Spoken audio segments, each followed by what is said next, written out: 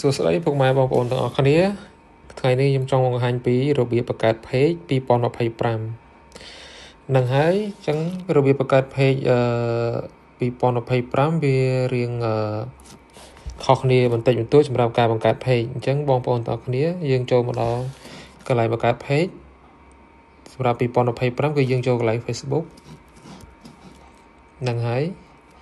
បន្ទាប់មកគឺយើងចូលមកកន្លែង tray 3នេះ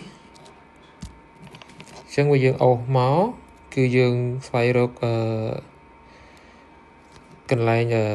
page ហ្នឹងហើយនេះគឺយើងឃើញនៅកន្លែង page ណានេះគឺសម្រាប់ដែលយើងបង្កើត page នៅលើទូរស័ព្ទiPhone គឺវាមានទម្រង់បែបហ្នឹងអញ្ចឹងយើងចូលកន្លែង page បន្ទាប់មកគឺយើងយកពាក្យ create ហ្នឹងហើយយើងយកពាក្យ create មកបន្ទាប់មកទៀតគឺយើងឃើញ create start ហ្នឹងហើយ create start គឺយើងយកពាក្យហ្នឹងមក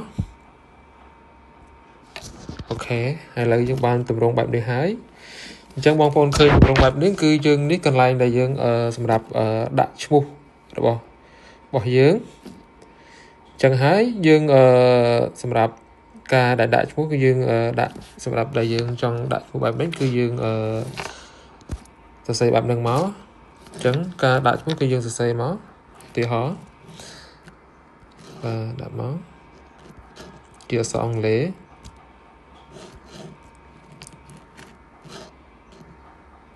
ដាក់អក្សរធំបានអក្សរតូចបានសម្រាប់តែយើងចង់ដាក់ណានេះអញ្ចឹងបើសិនជាកន្លែងហ្នឹងបើសិនជាបងប្អូនយើងចង់ដាក់ជាអក្សរខ្មែរនៅខាងមុខគឺយើងចូលកន្លែងនេះមកយើងដាក់ tray បន្ទាប់មកគឺយើងវាយ font ខ្មែរមកបន្ទាប់មកដាក់ហ្នឹងហើយ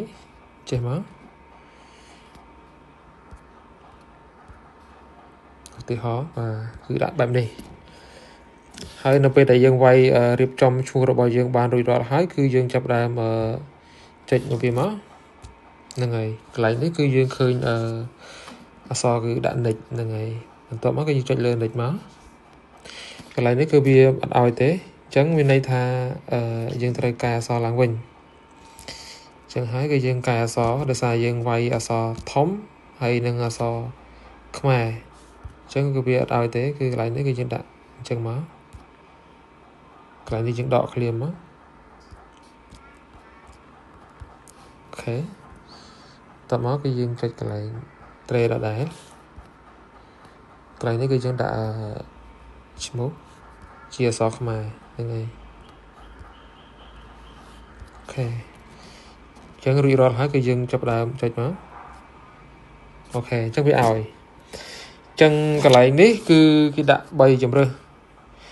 កន្លែងហ្នឹងផងដែរគឺគេតម្រូវឲ្យយើងចុចនៅលើ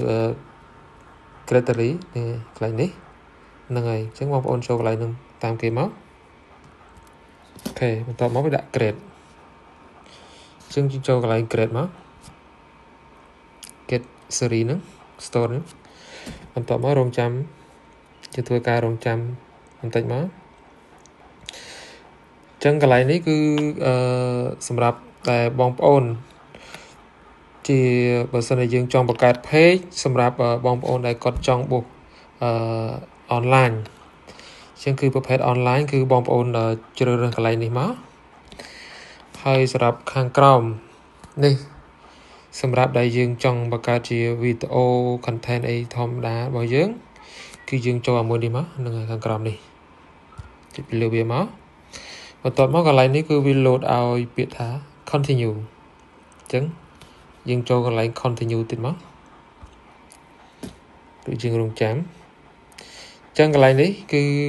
ចេញមកដល់ទម្រង់បែបនេះគឺយើងទៅចុចកន្លែងនេះគឺយើងចុច next ណាចុច next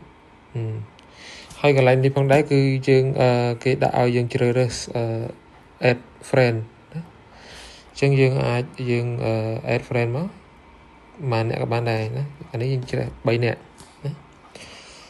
អញ្ចឹងបន្ទាប់មកគឺយើងចូលកន្លែង next ហ្នឹងហើយចូលកន្លែង next មកហើយយើងដាក់ invite អញ្ចឹងវារត់ហើយយើងបានមកដល់ទម្រង់បែបនេះ ចឹងបងប្អូនជ្រើសពាក្យ down មកអូខេចឹងវាចេញមកហើយអូខេឥឡូវវាបានតម្រង់បែបនេះហើយអូខេចឹងបងប្អូនបើសិនវាចេញតម្រង់បែបនេះហើយគឺយើងវាបានជោគជ័យហើយសម្រាប់បង្កើត page របស់យើងហើយសម្រាប់ការរៀបចំទៅលើអ្វីផ្សេងទៀតគឺយើងចូលកន្លែងនេះមកកន្លែង picture នេះក៏បានហើយកន្លែងនេះគឺយើងគេឲ្យដាក់cover និងរូបភាពរបស់យើងអញ្ចឹងកន្លែងនេះយើងកំតន់ដាក់ក៏បានដែរអញ្ចឹងកន្លែងនេះយើងកំតន់ដាក់វាក៏បានដែរអញ្ចឹងបងប្អូនចូលយកកន្លែងត្រៀប3នេះមកបន្ទាប់មកគឺយើងជ្រើសរើសពាក្យហ្នឹងហើយជ្រើសរើសពាក្យedit មកហ្នឹងហើយអញ្ចឹងកន្លែងនេះគឺយើងចង់ដាក់address ឬក៏លេខទូរស័ព្ទឬក៏ email របស់យើងហ្នឹងហើយកន្លែងហ្នឹងគឺយើងចង់ដាក់អញ្ចឹងបើសិនជាយើងអត់ដាក់ក៏បានដែរសម្រាប់អ្នកមិនចង់ដាក់គឺយើងមិនបាច់ដាក់ទេកន្លែងនេះគឺយើងមិនបាច់ដាក់ទេអញ្ចឹងកន្លែងនេះគឺយើង